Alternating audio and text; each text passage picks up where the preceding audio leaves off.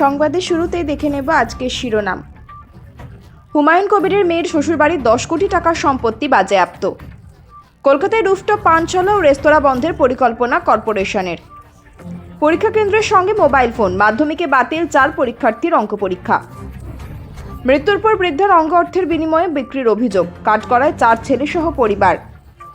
কাউন্সিলরের লাঠিতে বৃদ্ধের মৃত্যুর প্রতিবাদ, অর্জুনদের বিক্ষোভে ব্যারাকপুরে ধুন্ধুমার। বিস্তারিত খবরে যাওয়ার আগে ভিডিওটিতে একটি লাইক দিন এবং পরবর্তী আপডেট পাওয়ার জন্য চ্যানেলটিকে সাবস্ক্রাইব করে রাখুন। এখন বিস্তারিত খবর। ফেব্রুয়ারি প্রস্তাবিত বাবরি মসজিদের ভিত্তিপ্রস্তর স্থাপনের অনুষ্ঠান, তার ঠিক আগেই বহিষ্কৃত তৃণমূল বিধায়ক হুমায়ুন কবিরের মেয়ের শ্বশুরবাড়িতে ভারীতে হাজির পুলিশ। বাজেয়াপ্ত করা হলো প্রায় 10 কোটি টাকার সম্পত্তি। পুলিশের দাবি, বাজেয়াপ্ত সম্পত্তির সবটাই হিসাব বহির্ভূত। হুমায়ুন কবিরের মেয়ের ভগবান গোলার বাড়িতে গিয়ে সম্পত্তি বাজেয়াপ্ত করা হয়।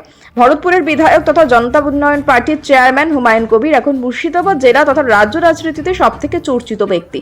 সেই হুমায়ুন কবিরের মেয়ের শ্বশুরবাড়ির সম্পত্তি বাজেয়াপ্ত করার নির্দেশ দিয়েছে কলকাতা হাইকোর্ট। তারপর ভগবান গোলার মহকুমা শাসক বিমান হাজরা নির্দেশে সোমবার লালগোলা থানা পুলিশ হুমায়ুন কবিরের বাড়ির মেয়েতে গিয়েছিল। হুমায়ুনের বেআই শরীফুল ইসলামের 10 কোটি টাকার হিসাব বহির্ভূত সম্পত্তি বাজেয়াপ্ত করে পুলিশ। হুমায়ুন কবিরের মেয়ে নাজমা সুলতানার দাবি, রাজনৈতিকভাবে বাবার সঙ্গে না পেরে মমতা বন্দ্যোপাধ্যায়ের সরকার এই কাজ করেছে। একই বক্তব্য হুমায়ুন কবিরও। উল্লেখ্য, মুর্শিদাবাদে বাবরি মসজিদ তৈরির ঘোষণাকে কেন্দ্র করে হুমায়ুনের সঙ্গে তৃণমূলের বিবাদের শুরু। তাকে তৃণমূল বহিষ্কার করেন। হুমায়ুনের পর নিজের দল গড়েন, নাম দেন জনতা উন্নয়ন পার্টি। আপাতত সিপিআইএম, আইএসএফ সহ একাধিক তৃণমূল ও বিজেপি বিরোধী দলের সঙ্গে জোট করার চেষ্টা চালিয়ে যাচ্ছেন তিনি। একই সঙ্গে চালিয়ে যাচ্ছেন আগামী বুধবার রেজিনগরের মরাদিঘি এলাকায় বাবরি মসজিদের ভিত্তিপ্রস্তর স্থাপনের কাজ শুরু হবে বলে খবর। ঠিক তার আগেই আদালতের নির্দেশে হুমায়ুন কবিরের মেয়ের সম্পত্তি বাজেয়াপ্ত করা হলো। মেছুয়া ফলপট্টির হোটেলে ভয়াবহ অগ্নিকাণ্ডে বেশ কয়েকজনের মৃত্যুর পরও শিক্ষা নেয়নি তিলোত্তমা। ব্যাঙের ছাতার মতো গজিয়ে ওঠা শহরের রুফটপ রেস্তোরাঁ ও পানশালায় এখনও রমরমিয়ে ব্যবসা চলছে। ছাদ দখল করে এই ধরনের রেস্তোরাঁ চালানোই বাড়ছে বাড়ির বাসিন্দাদের জীবনযাত্রায় ঝুঁকি। মেছুয়া ফলপট্টির ঘটনার পরে লাগু হয়েছে স্ট্যান্ডার্ড অপারেটিং প্রসিডিওর।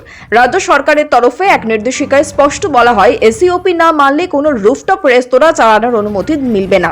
কিন্তু নিয়মকে তোয়াক্কা না করেই এখনো বেপরোয়া মনোভাব রুফটপ রেস্তোরাঁ ও পানশালা মালিকদের একাংশ। সম্প্রতি অভিযান চালিয়ে সেই উদাসীনতা নজরে এসেছে পুর কর্তৃপক্ষের।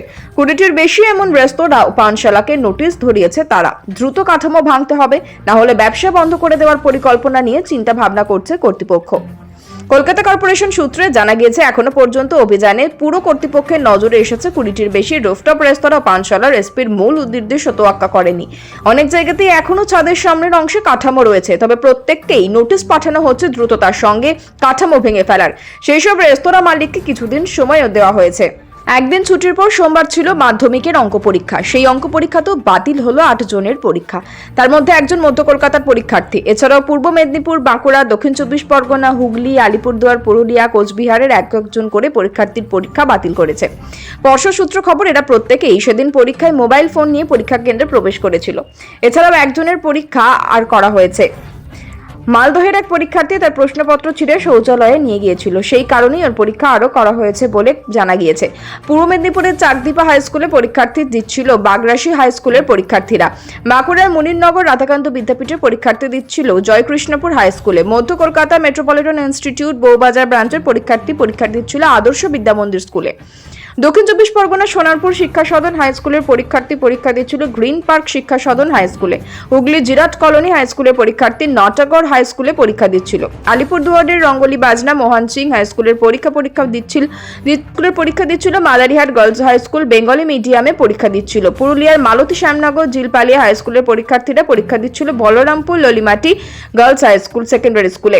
প্রসঙ্গত, পর্ষদের তরফে এই বছর পরীক্ষা কেন্দ্রে মোবাইল ফোন রাখার জন্য বিশেষ ব্যবস্থা নিয়েছিল। পর্ষদের দেওয়া টেস্ট পেপারে কি নিয়ে পরীক্ষা হলে যাওয়া বারণ আছে সে কথা স্পষ্ট জানিয়ে দেওয়া হয়েছিল আগে থেকেই। বৃদ্ধের মৃত্যুর পর তার অঙ্গ বিক্রি করার অভিযোগ সন্তানদের বিরুদ্ধে। নদিয়া কৃষ্ণনগর কোতোয়ালি থানার সেনপুর শ্যামনগর পাড়ায় ঘটনায় চাঞ্চল্য। অভিযোগ, রবিবার সকালে মৃত্যুর পর প্রতিবেশীদের থেকে দেহ লুকিয়ে রাখা হয়। তারপর বেলার দিকে 4-5 জনের দল এসে চোখ সহ শরীরের অন্যান্য অঙ্গ নিয়ে চলে যায়। যদিও মৃতের ছেলে মেয়েদের দাবি তাদের মা মৃত্যুর আগেই অঙ্গদান করেছিলেন। ঘটনায় মৃতের 2 মেয়ে ছেলেকে ঘটনায় মৃতের দুই ছেলে ও মেয়েকে পুলিশ গ্রেপ্তার করেছে বলে জানা গিয়েছে। বছর 63 রাবেয়া বিবি দীর্ঘদিন ধরে অসুস্থ ছিলেন। প্রতিবেশীদের অভিযোগ 4 ছেলের কেউই তাকে ঠিক মতো দেখতেন না, এমনকি দুই মেয়েও মায়ের খোঁজ নিতেন না। হঠাৎ করেই তারা জানতে পারেন রাবেয়া বিবি মারা গিয়েছেন। প্রতিবেশী ফরমান আলী মণ্ডলের অভিযোগ সকাল 11টা নাগাদ মারা গিয়েছে শুনেছি। তারপর দুপুরের দিকে 4-5 জন লোক এসে অঙ্গ কেটে নিয়ে যায়। আমরা বেলা 2টোর পরে দেহ দেখতে পাই, তখন জানতে পারি চোখ নেই, শরীরে আরো অনেক অঙ্গ কেটে নিয়ে গেছে। তাদের অভিযোগ রাবেয়া বিবির ছেলে আমির চাঁদ শেখ দাবি করেন মৃত্যুর আগেই অঙ্গদান করেছিলেন তিনি, কিন্তু কোনো কাগজ দেখাতে পারেননি, বরং মৃত্যুর পরে অঙ্গদানের একটি কাগজ তারা দেখান। এরপরেই প্রতিবেশীরা পুলিশে অভিযোগ দায়ের করে। কৃষ্ণনগর কোতোয়ালি থানার পুলিশ মৃতের 4 ছেলে, 1 বৌমা এবং 2 মেয়েকে আটক করে নিয়ে আসে। পাশাপাশি মৃতদেহ ময়নাতদন্তের জন্য পাঠায়। সোমবার সকালে দেহের ময়নাতদন্ত হয়েছে। তবে মৃতের সন্তানরা যে কাগজ দেখাচ্ছেন তা বৈধ কিনা খতিয়ে দেখছে পুলিশ। এই নিয়ে কৃষ্ণনগর পুলিশ জেলার অতিরিক্ত সুপার সম্ভব জৈন বলেন, স্থানীয় বাসিন্দাদের তরফ থেকে একটি লিখিত অভিযোগ আমরা পেয়েছি।